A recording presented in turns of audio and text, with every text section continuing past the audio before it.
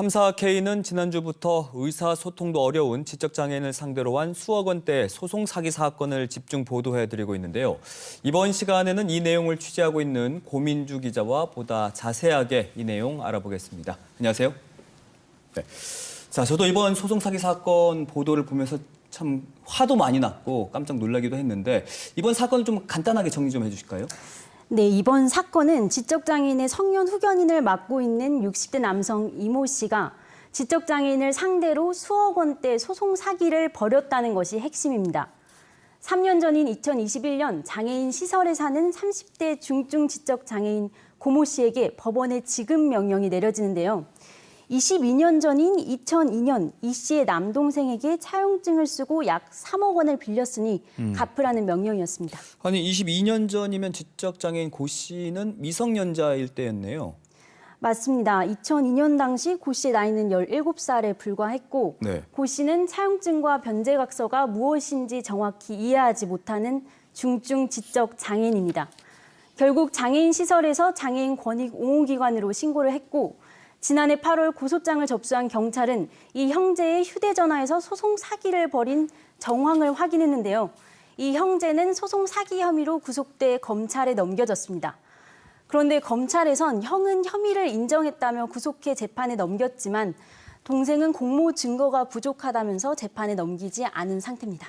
소송 사기면 법원을 상대로도 사기를 쳤다라는 얘기인데 어떻게 이런 일이 가능했을까요? 네, 형 이 씨는 서류로만 심사하는 법원의 독촉 절차인 지급명령 제도를 악용했는데요. 오랜 시간이 걸리는 민사 소송 절차를 간소화하기 위해 신속하고 저렴하게 분쟁을 해결할 수 있는 일종의 약식 절차인 지급명령 제도가 시행되고 있는데요. 그런데 편의성을 위해 만들어진 제도가 사회적 약자의 재산을 갈취하는 도구로 사용된 겁니다. 이 씨는 피해자가 돈을 빌렸다는 근거로 건축자재를 구매했다는 견적서를 제출한 것으로 확인됐습니다. 이 씨가 법원에 제출한 견적서의 날짜는 2000년도였는데 돈을 빌렸다는 2002년과 시점 자체가 다릅니다. 네. 또 견적서에는 창고와 전기시설, 중창문 같은 건설 자재들이 기재돼 있는데요. 당시 10대였던 중증 지적장애인 고 씨가 이러한 건설 자재를 무슨 목적으로 또 왜 구매했는지 납득하기는 어렵습니다. 그럼 법원은 무엇을 근거로 피해자에게 돈을 갚으라는 지급명령 결정을 내린 건가요? 네, 저희도 서류를 꼼꼼하게 살펴봤다면 이 사건에선 지급명령 결정이 나갈 수 없었을 텐데 하는 의문이 들었습니다. 네. 제주지방법원은 해당 사건에 대해 차용증이 있으면 지급명령이 나갈 수 있고 절차상 전혀 문제가 없다고만 밝혔습니다. 제도 자체보다 이를 악용한 사람의 문제라는 거죠. 하지만 피해자가 이를 뒤집으려면 또다시 소송을 진행해야 하기 때문에 현재 피해자의 담당 변호사는 잘못된 이 지급명령을 바로잡기 위한 소송을 진행하고 있습니다. 그 피해자는 실제로 자신에게 내려진 이 법원의 지급명령 결정문을 받아보긴 했을까요? 네, 피해자가 거주하고 있던 장애인 거주시설은 이 법원의 지급명령 결정문을 받아볼 수조차 없었습니다. 이 씨는 지급명령을 신청하면서 법원에 지급명령이 나오면 송달받을 장소로 자신의 주소지를 기재했습니다. 법원은 우편 송달을 원칙으로 하고 있어서 직접 당사자가 받지 않고 가족이 받아도 도달한 것으로 보고 있습니다. 네. 그렇기에 피해자의 담당 변호사는 문자 메시지 등 연락 가능한 수단을 이용해서 이 송달 시스템을 보완하면 이런 피해를 사전에 예방할 수 있을 것 같다는 내용도 덧붙였습니다. 그렇군요. 그런데 이미 3년 전에 이 지급명령 결정이 났는데 지난해 이 사건이 어떻게 수면 위로 떠오르게 된 건가요? 네, 이 사건은 2년 가까이 드러나지 않으면서 자칫하면 묻힐 뻔하기도 했는데요. 형 이 씨가 2022년 말 고 씨가 거주하는 장애인 시설에 충격적인 내용이 담긴 서류 한 장을 두고 가면서 사건이 드러나게 됐습니다. 이 씨는 피해 지적장애인의 언니와 결혼한 형부이자 피해자의 성년 후견인인데요. 당시 이 씨가 두고 간 계약 결혼의 건이란 제목의 서류엔 처제가 가족들의 동의로 자신과 결혼을 원하고 동거하면서 출산도 원하고 있다는 내용이 적혀 있었습니다. 피해 지적장애인의 언니 역시 중증 지적장애인인데요.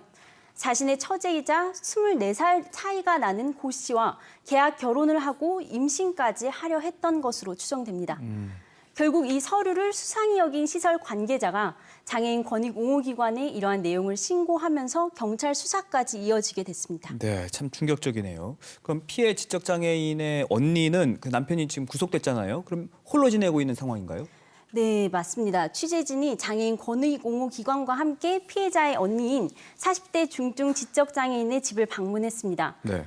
피해자의 언니인 고 씨는 한 달 가까이 신분증과 휴대전화, 복지카드도 없이 홀로 남겨진 상태였습니다. 장애인 권익옹호기관 직원의 도움으로 언니 고 씨는 면사무소에서 복지카드를 새로 발급받을 수 있었는데요. 언니 고 씨에 대한 이야기를 들은 면사무소도 고 씨가 홀로 지내는 동안 적극 지원하겠다고 밝혔습니다. 네. 그런데 이 자매들이 부모로부터 상속받은 땅의 등기부 등본을 보면 더 수상한 점이 있다고 하더라고요. 어떤 내용인가요? 네, 먼저 이 자매들이 몇 명인지 소송 사기를 벌인 남성과는 무슨 관계인 건지 다시 한번 설명해 드리겠습니다. 네. 고 씨 자매는 이복 언니 2명을 포함해 모두 6명인데요. 이복 언니를 제외한 4자매는 모두 지적 장애인입니다. 네. 이 자매 중 40대 지적 장애인 고 씨와 소송 사기를 벌인 60대 형 이 씨가 결혼을 했고요. 형 이 씨는 자신의 처제인 30대 지적 장애인을 상대로 소송 사기를 벌인 건데요. 그리고 판결문 등에 따르면 동생 이 씨가 30대 지적장애인 고 씨에게 지급명령을 신청한 것으로 나옵니다. 그런데 등기부등본을 보면 형 이 씨와 결혼한 40대 지적장애인의 언니인 또 다른 지적장애인이 상속받은 땅 지분이 2019년 이 씨에게 넘어갑니다. 저희가 이 자매가 물려받은 땅 5필지의 등기부등본을 떼봤는데 동생 이 씨의 이름이 5필지에서 모두 등장했습니다. 동생 이 씨가 지적장애인 고 씨 자매 한 명의 지분을 2019년에 모두 넘겨받은 겁니다. 땅 5필지는 지난달 기준 공시지가로만 10억 원이 넘습니다.